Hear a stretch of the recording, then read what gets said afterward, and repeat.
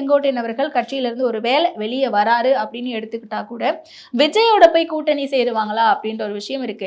So இவங்க எல்லாரையும் பொறுத்த வரைக்கும் ஓபிஎஸ்ஸா இருக்கட்டும், செங்கோட்டையனா இருக்கட்டும், டிடிவி தினகரனா இருக்கட்டும், சசிகலா உட்பட எல்லாருமே ஒரு ஸ்ட்ராங்கான அதிமுக பேஸ்ல இருந்து வந்தவங்க. இவங்க திமுக பக்கம் அன்வர் ராஜா போன மாதிரியோ இல்ல மைத்ரேயன் அவர்கள் போன மாதிரியோ போவாங்களா அப்படின்னு கேட்டா அது மிகப்பெரிய கேள்விக்குறி. அண்ட் நம்ம ஸ்ட்ராங்கா இல்லைன்னு கூட சொல்லலாம். ஏன்னா அதிமுகவுடைய பேஸ்ல இருந்து வந்து எம்ஜிஆர் வழி, ஜெயலலிதா வழி வந்தவங்க என்னைக்குமே திமுகவோட போய் சேர மாட்டாங்க. இவங்களுடைய பிரதான எதிரி திமுக தான் அப்படிங்கிறதுல இவங்க ஸ்ட்ராங்கா இருப்பாங்கன்ற பட்சத்துல வேற ஆப்ஷன் இவங்களுக்கு என்னவா இருக்கு அப்படின்னு பார்க்கும்போது தான் அந்த இடத்துல விஜய் அப்படின்ற ஒரு ஃபேக்டர் ஓப்பன் ஆகுது.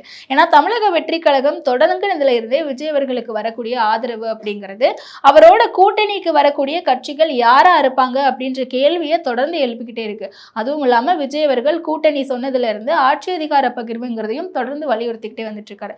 அந்த வகையில ஓபிஎஸ் அவர்கள் சமீபத்தில் என்டிஏ கூட்டணியில இருந்து வெளியே வந்த உடனேயே விஜய் அவர்களோட பேச்சுவார்த்தை நடத்துகிறார் அப்படின்ற செய்தியையும் நம்மளால பார்க்க முடிஞ்சது.